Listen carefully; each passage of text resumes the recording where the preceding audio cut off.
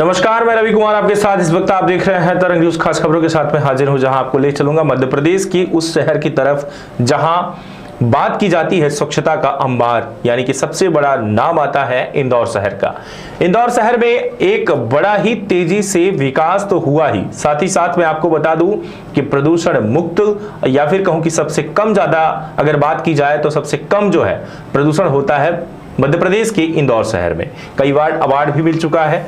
वहीं आपको हम ले चलेंगे एक ऐसी खबर की तरफ जहां आपको बता दें कि पीएम मोदी द्वारा एक पेड़ मां के नाम अभियान के तहत देश भर में पौधे लगाने जाने का प्रयास है, जहां 140 करोड़ पेड़ लगाने के अभियान में भी इंदौर का नंबर 1 यानी कि पहला नाम आ रहा है। और इंदौर ये भी चाह रहा है कि मुझे इसका सबसे बड़ा अवार्ड मिले कि हमने पेड़ और पौधे जरूर लगाए हैं। सबसे पहले तो आपको बता दूं कि आज है 16 तारीख और आज के ही दिन सीएम डॉक्टर मोहन यादव के द्वारा आज उद्घाटन किया जाएगा, जहां आपको बताऊंगा कि किस तरीके से पूरी तैयारी की जा रही है। और इतना ही नहीं बल्कि आपको भी पेड़ पौधे लगाने हैं, जहां सबसे बड़ा उद्देश्य इस बात का है कि अगर पेड़ और पौधे लगेंगे तभी यहां का तापमान और पर्यावरण प्रदूषण जो हो रहा है कहीं ना कहीं उसे पर कंट्रोल किया जा सकता है। पीएम मोदी द्वारा एक पेड़ मां के नाम अभियान के तहत प्रदेश भर में लगाए जाने वाले 140 करोड़ पेड़ लगाए जाने का अभियान का संकल्प लिया गया है, जिसमें इंदौर नंबर 1 आने की योजना बना ली है। जहां इंदौर शहर में ये चीजें आ रही हैं कि सबसे पहला अवार्ड हमें मिलना चाहिए और इंदौर शहर का नाम सबसे आगे होना चाहिए।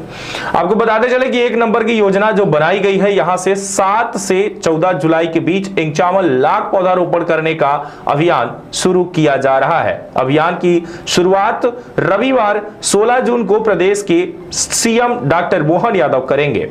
यह अभियान प्रदेश के नगरीय विकास, आवास एवं संसदीय कार्य मंत्री कैलाश विजयवर्गीय के नेतृत्व में किया जा रहा है। इसकी जिम्मेदारी नगर निगम को भी दी गई है, जो अपनी सीमा से बाहर जाकर भी पेड़ लगाए जाएंगे।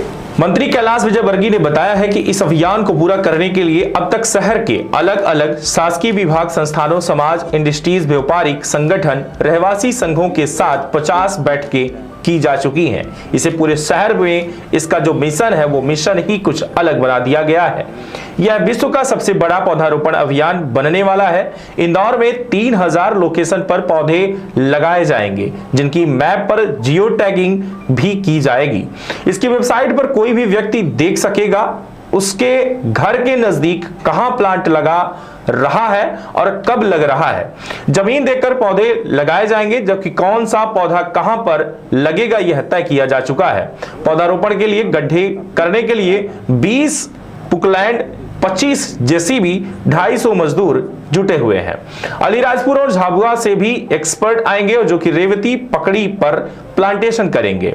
यह शहर की मानसिकता बदलने का अभियान है। इसमें हम एक प्रयोग करने वाले हैं। एक व्यक्ति 10 पेड़ लगाए, हमारे पूर्वजों के नाम छोटे छोटे वन बने, रामायण के भी सभी पात्रों के नाम से भी छोटे वन बनाए जाएंगे।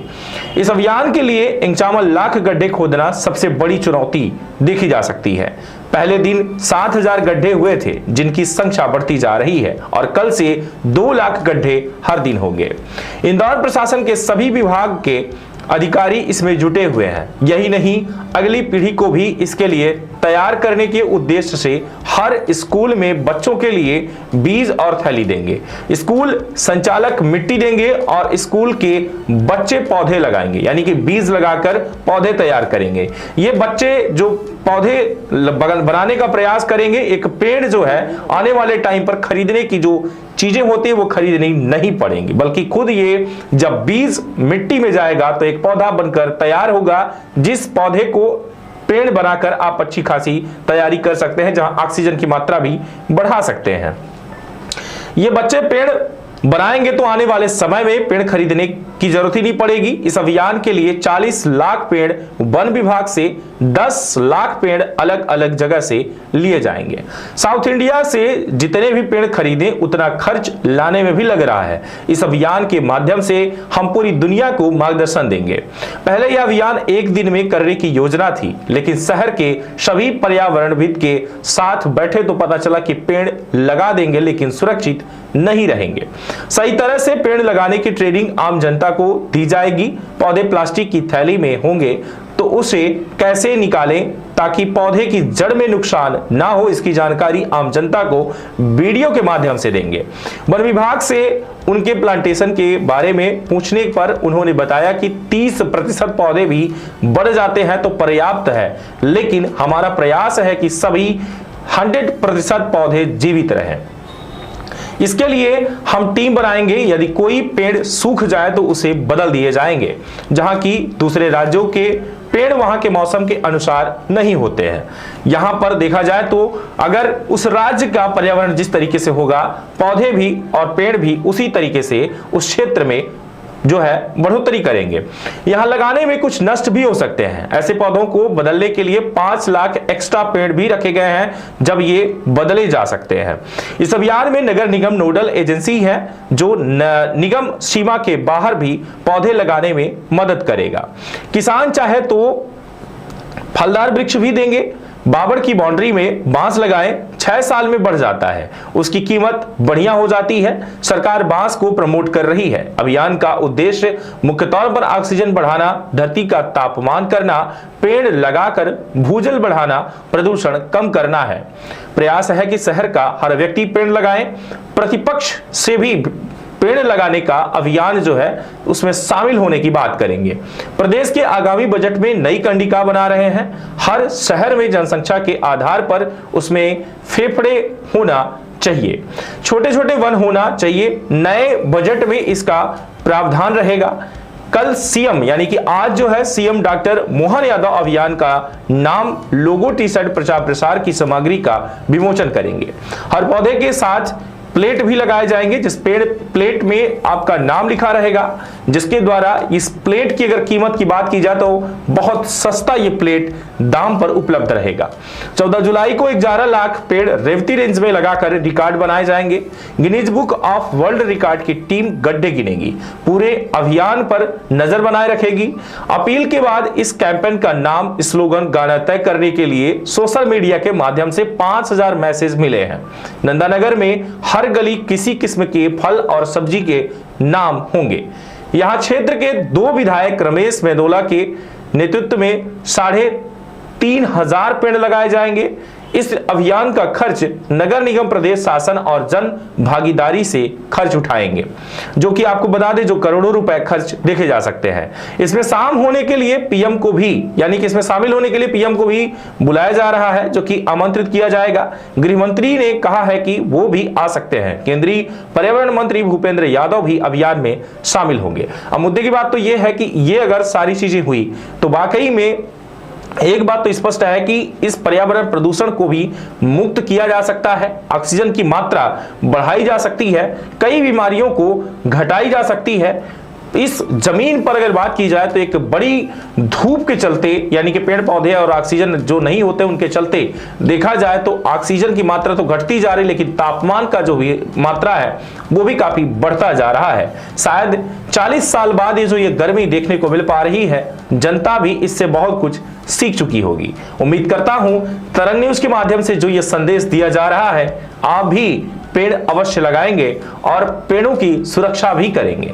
मुद्दे की बात तो एक चीज और यहां पर देखी जा सकती है कि सरकार के द्वारा जो पेड़ों और पौधों को लगाया जा रहा है, क्या उन पर जानवरों से किस तरीके से बचाया जाएगा, उनके लिए क्या व्यवस्था है, अब तक इस बात की जिक्र नहीं की गई है, क्योंकि मवेशी और जानवरों के द्वारा पेड़ पौधों पर प्रहार भी किया जाता है, क्योंकि वो वही खाते हैं और अगर खा गए तो पेड़ और पौधों का विकास किस तरीके से होगा। सवाल बहुत है, लेकिन सबसे बड़ी बात कि एक प्रयास बहुत सफल होना चाहिए, जहां देखा जा सकता है कि आपका प्रयास, हमारा प्रयास इस पर्यावरण प्रदूषण से मुक्त करने की बात है कि प्रदूषण मुक्त पर्यावरण होना चाहिए। साथ ही साथ आपको हम बता दें कि ग्रीन इंडिया और क्लीन इंडिया का भी मैसेज होना चाहिए।